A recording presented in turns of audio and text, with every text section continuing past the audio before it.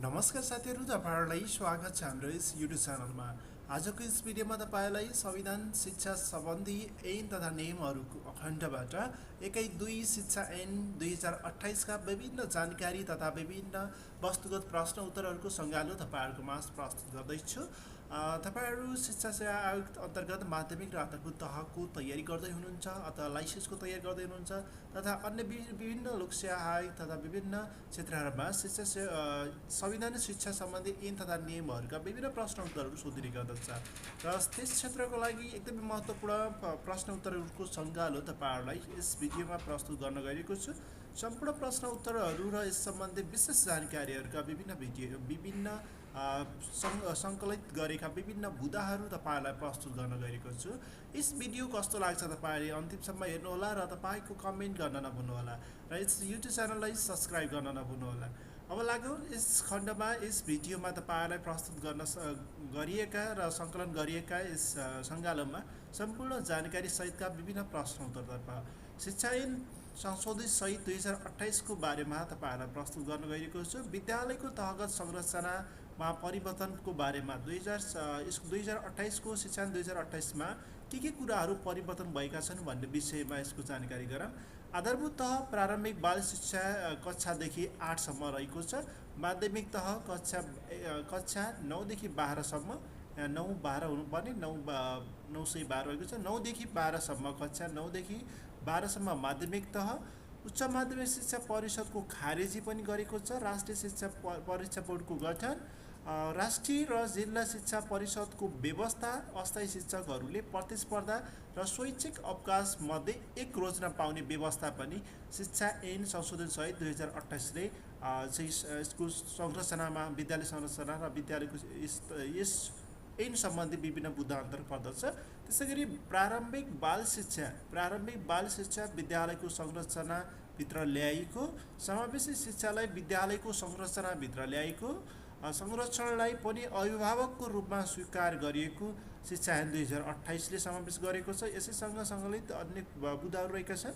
28 आवासीय अनुमति पत्र DBPR वा ग्रीन कार्ड लिएका शिक्षकले शिक्षण पेशा त्याग गर्न वा 28 आवासीय अनुमति पत्र त्याग गर्ने मध्ये एउटा विकल्प रोज्ने व्यवस्था पनि शिक्षा ऐन 2028 ले व्यवस्था गरेको छ। शैक्षिक गुणस्तर परीक्षण केन्द्र सम्बन्धी व्यवस्था थप गर्ने सम्बन्धी पनि शिक्षा ऐन सम्बन्धी रहेको छ। सामुदायिक सिकाइ केन्द्र सञ्चालन सम्बन्धी व्यवस्था, विज्ञान कम्प्युटर विज्ञान, इन्जिनियरिङ, गणित, अङ्ग्रेजी, कार्यालय सञ्चालन तथा लेखा, कानुन, कृषि तथा पशु विज्ञान विषयमा कम्तीमा स्नातक उपाधि हासिल गरेको व्यक्ति त्यस्तो विषयका लागि अस्थायी अध्यापन अनुमति पत्रको लागि लिइने परीक्षामा उम्मेदवार हुन पाउने व्यवस्था पनि शिक्षा ऐन 2028 को विभिन्न संशोधनले गरेका छन्। ऐनमा नै नेपाल शिक्षक महासङ्घ सम्बन्धी व्यवस्था पनि गरेको छ। कुनै पनि बालबालिकालाई विद्यालयबाट निष्कासन गर्न नपाइने भन्ने व्यवस्था पनि यस ऐनले गरेको छ। नवौं संशोधनको बारेमा के महत्त्वपूर्ण बुदाहरू तपाईहरुको माझ प्रस्तुत गर्न गएको छु।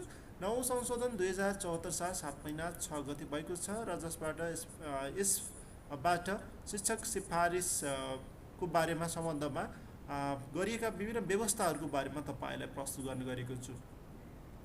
पहिलो बुदा रहेको छ सम्बत 2061 साल साउन 12 गते पछिदेखि सम्बत 2072 साल असोज 2 गतेसम्म, 2061 साल साउन 22 गते पछि र 2072 साल असोज 2 गते अघि गतेसम्म रिक्त रहेको कुल दरबन्दीको 75% पदमा त्यस्तो दरबन्दी वा सो दरबन्दीको पदमा अस्थायी वा सट्टा शिक्षकको रूपमा अविच्छिन्न रूपमा कार्यरत अस्थायी शिक्षक मात्र प्रतिस्पर्धी गर्न पाउने व्यवस्था थप गरेको छ र 8औं संशोधनले 49% पदमा मात्र यस्ता शिक्षकले आन्तरिक प्रतिस्पर्धी गर्न पाउने व्यवस्था गरेको थियो। यसैगरी अर्को बुदामा रहेको छ 8औं संशोधनले व्यवस्था गरे बमोजिमको पदपूर्तिका लागि आयोगबाट भएको विज्ञापन, बमोजिम परेको अस्थायी शिक्षकको दस्खत कायम राखी 9औं संशोधन नौं संशोधन अनुसार उम्मेदवारको हुन चाहनेहरूको लागि कम्तीमा 7 दिनको अवधि दिई पुनः दस्खत आह्वान गर्ने व्यवस्था पनि गरिएको छ नौं संशोधनले। यसै गरी अन्य बुदाहरू पनि रहेका छन्। नौं संशोधन अन्तर्गत सम्म 2073 साल असार 15 गतेसम्म अविच्छिन्न रूपमा कार्यरत रहेका अस्थायी शिक्षकले थायी पदको लागि भएको विज्ञापनमा दस्खत नदिएमा वा दस्खत दिए पनि थायी पदमा आयोगबाट नियुक्तिको लागि सिफारिस हुन नसकेमा त्यस्ता शिक्षकलाई निम्न बमोजिम सुविधा दिने भनेको छ। अब यस बुदाबाट एकदमै महत्त्वपूर्ण प्रश्नहरू सोधिने गर्दछ। जस्तै क नम्बरमा रहेको छ 5 वर्षदेखि 10 वर्षसम्म सेवा गरेका शिक्षकलाई निजले काम गरेको प्रत्येक वर्षको निमित्त आखिरी आधा महिनाको तलब बराबरको रकम प्रदान गरिनेछ। बराबरको रकम भनेको छ। अर्को बुदामा रहेको छ ख नम्बर बुदा 10 वर्षदेखि 15 वर्षसम्म सेवा गरेका शिक्षकलाई, यहाँ केही टाइपिङ मिस्टेक भएको छ, 15 वर्षसम्म सेवा गरेका शिक्षकलाई निजले काम गरेको प्रत्येक वर्षको निमित्त आखिरी 1 महिनाको तलब बराबरको रकम प्रदान गरिने। र अर्को रहेको छ ग नम्बरमा 15 वर्षभन्दा बढी सेवा गरेको शिक्षकलाई निजले काम गरेको प्रत्येक वर्षको निमित्त आखिरी 1.5 महिनाको तलब बराबरको रकम प्रदान गरिनेछ। यसमा चाहिँ क ख ग यो तीनवटा बुदाहरू एकदमै महत्त्वपूर्ण प्रश्नहरू वस्तुगत प्रश्न उत्तरमा सोधिने, बहुवैकल्पिक प्रश्न उत्तरमा सोधिने गर्दछ। अर्को बुदाहरू रहेका छन् यस सम्बन्धी शिक्षायन 2028 सम्बन्धी रहेका छन्। शिक्षायन 2028 सम्बन्धी केही महत्त्वपूर्ण ऐनहरूको बारेमा तपाईँलाई प्रस्तुत गर्न गइरहेको छु। लाल मोहर र प्रकाशन मिति चाहिँ शिक्षायन 2028 को 2028 7 महिना 24 गते भएको हो। लाल मोहर तथा प्रकाशन मिति राजपत्रमा चाहिँ प्रकाशन गरेको 2028 साल 5 महिना 24 गते हो। संशोधन गर्ने ऐनहरू र प्रमाणीकरण र प्रकाशन मितिहरू यहाँ उल्लेख गरेका छन् विभिन्न ऐनहरूको बारेमा। शिक्षाको पहिलो संशोधन ऐन 2033 7 महिना 4 गते प्रकाशन भएको प्रमाणीकरण भएको भने दोस्रो संशोधन 2036 साल 8 महिना 5 गते, तेस्रो संशोधन 2037 साल 5 महिना 26 गते र केही नेपाल ऐन संशोधन ऐन 2041 7 महिना 27 गते, न्याय प्रशासन सुधार चौथो संशोधन ऐन 2043 7 महिना 24 गते प्रकाशित भएको हो। शिक्षाको चौथो संशोधन 2045 7 महिना 10 गते भएको हो। शिक्षा ऐन पाँचौं संशोधन ऐन 2049 7 महिना 13 गते भएको हो। त्यसैगरी शिक्षा ऐन छैटौं संशोधन 2055 10 महिना 1 गते। त्यसैगरी शिक्षाको सातौं संशोधन 2058 10 महिना 25 गते शिक्षाको सातौं संशोधन भएको छ। र त्यसैगरी अर्को पेजमा हेरौँ शिक्षा तथा खेलकुद सम्बन्धी केही नेपाल ऐनको बारेमा र संशोधन गर्न बनेको ऐन 2063 साल 9 महिना 14 गते चाहिँ संशोधन गरी प्रमाणीकरण गरी प्रकाशित गरेको हो। र त्यसैगरी गणतन्त्र सुदृढीकरण तथा केही नेपाल कानुन संशोधन गर्ने ऐन 2066 साल 10 महिना 7 गते, केही नेपाल ऐनलाई संशोधन गर्न बनेको ऐन 2072 11 महिना 13 गते, शिक्षाको आठौं संशोधन ऐन 2073 साल 3 महिना 15 गते प्रकाशित भएको हो। शिक्षा ऐन नौं संशोधन 2074 7 महिना 6 गते भएको। केही नेपालको कानुनलाई संशोधन एकीकरण र खारेज गर्ने ऐन 2074 6 महिना 30 गते प्रस्तुत भएको छ भने केही नेपाल ऐन संशोधन गर्ने ऐन 2075 11 महिना 19 गते। यसैगरी नौं संशोधनको बारेमा यहाँ प्रस्तुत गरेको छु र 10औं 11 संशोधन पनि शिक्षा ऐन 2028 प्रकाशित भइसकेको छ र ती बुदाहरू तपाईँले हेर्न सक्नुहुन्छ। अब लागौँ विशेष वस्तुगत प्रश्न उत्तरहरूको सङ्गालोतर्फ। शिक्षा ऐन 2028 कहिलेदेखि लागू भएको हो भन्ने प्रश्न आउन सक्छ। अप्सन यसको सही आन्सर रहेको छ 2028 साल 7 महिना 15 गते 2028 साल 7 महिना 15 गते शिक्षा ऐन 2028 लागू भएको मिति रहेको छ।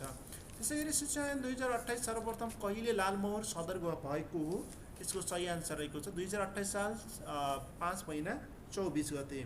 त्यसै गरी शिक्षाको पहिलो संशोधन ऐन कहिले भएको हो भन्ने प्रश्न रहेको छ। 2033 साल 7 महिना 4 गते। शिक्षा ऐन 9 संशोधन शिक्षाको 9 संशोधन शिक्षा ऐन 2028 को 9 संशोधन ऐन कहिले भएको हो? 2074 साल 7 महिना 6 गते। शिक्षा ऐन 8औं संशोधन कहिले लागू भएको थियो? 2073 साल 3 महिना 15 गते। शिक्षा ऐन 7औं संशोधन ऐन कहिलेदेखि लागू भएको थियो? 2058 10 महिना 25 गते शिक्षा ऐन 7औं संशोधन लागू भएको। त्यसै गरी शिक्षा ऐन 2028 सर्वप्रथम तलका मध्ये कुन जिल्लामा लागू भएको थियो भन्ने प्रश्नहरू सोधिने गर्दछ। यो रहेको छ चितवन र कास्की जिल्लामा। सबैभन्दा पहिला 2वटा जिल्लामा प्रयोग गरेको थियो शिक्षा ऐन 2028। त्यसै गरी अर्को प्रश्न, शिक्षा ऐन 2028 दोस्रो चरण 2029 मा कति जिल्लामा लागू गरेको थियो भन्ने प्रश्न रहेको छ। 2028 मा 2वटा जिल्लामा लागू गर्यो भने 2029 मा 13वटा जिल्लामा लागू गरेको थियो शिक्षा ऐन 2028 दोस्रो चरणमा। तेस्रो चरणमा शिक्षा ऐन 2028 चाहिँ 2030 सालमा लागू भएको थियो। लागू भएका जिल्लाहरू कतिवटा छन् त? 16वटा जिल्लाहरू रहेका छन्। जिल्ला शिक्षा समितिको सदस्य सचिव को हुन्छ भन्ने प्रश्न रहेको छ। जिल्ला शिक्षा अधिकारी। जिल्ला शिक्षा समितिको सदस्य सचिव जिल्ला शिक्षा अधिकारी रहनेछ। विद्यालयहरूले कसबाट स्वीकृति पाठ्यक्रम र पाठ्यपुस्तक लागू गर्न पर्छ भन्ने प्रश्न रहेको छ। नेपाल सरकारबाट। शिक्षा ऐन 2028 अनुसार जिल्ला शिक्षा समितिमा मनोनित सदस्य सङ्ख्या कति छ भनेको छ? 5 जना मनोनित सदस्य सङ्ख्या रहने व्यवस्था रहेको छ।